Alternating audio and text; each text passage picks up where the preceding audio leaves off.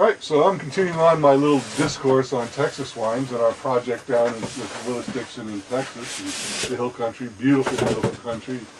Um, Texas in lots of ways is um, kind of considered, not the best wine growing region. It's a very difficult place to grow grapes. There's no question about that. The weather patterns down there, it's a tropical area, but the main feature of Texas is the weather, the unpredictable weather.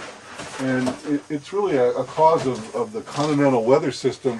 From the north, you've got the cold air coming down from Canada through the middle of the United States. And then you've got that warm tropic air coming up from the Gulf of Mexico.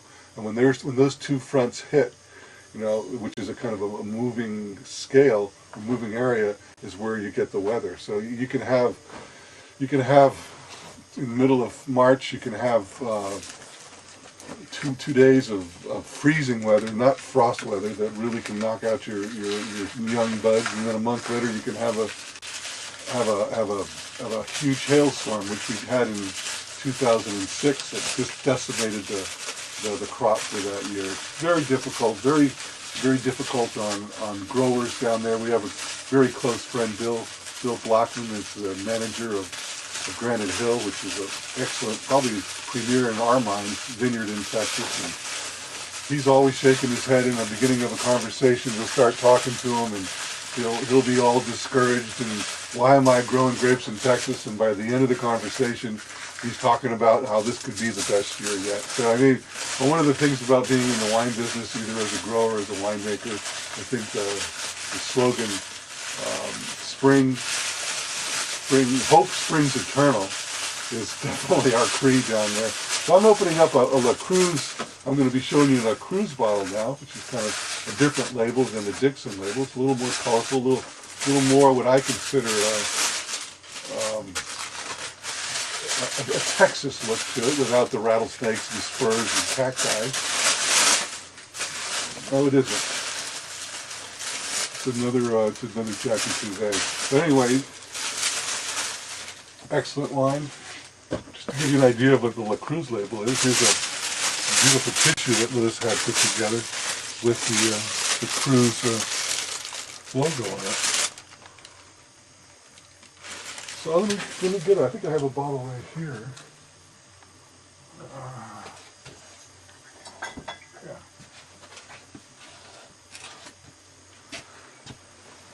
There's another white wine that we made down in Texas, again from, this one is from what?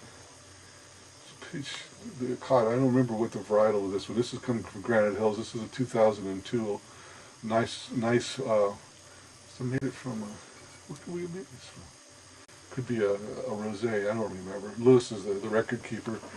Lewis designs all these labels, which I think he really has a great flair for packaging. A very, very attractive looking package. The Cruz de Canal. Let's see if I have one that I could actually talk about over here. Yeah, here's one of our standbys. This is Coturri Rojo. Coturri Rojo is Spanish for red rocket or firecracker, and that's the expression that we use when a wine really does have a real kick to it, a real interesting quality to it. This is Coturri Rojo is Spanish for red rocket in the sense of fireworks. The vintage of 2004 is a Merlot, Cabernet, Granite Hill, Syrah, Tannat, Alicante Boucher. So for the Cabernet and the Merlot came from Granite Hill, the Syrah, the Tannat, and the Alicante came from LD3. The interesting thing about that is that it was the last vintage for those particular varietals. They got killed off in a frost, and we planted two varietals that do better in that harsh climate of Texas, which would be Norton and Black Spanish on the reds, and then that Blanc de Bois on the whites.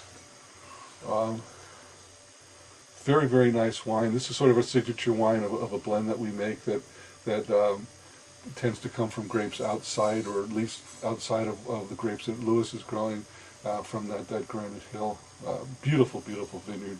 Bill Blackman being the vineyard manager, and Steve Johnson and Joy Johnson, the proprietors, hands-on proprietors, as that. So those are the two labels that we're basically working under.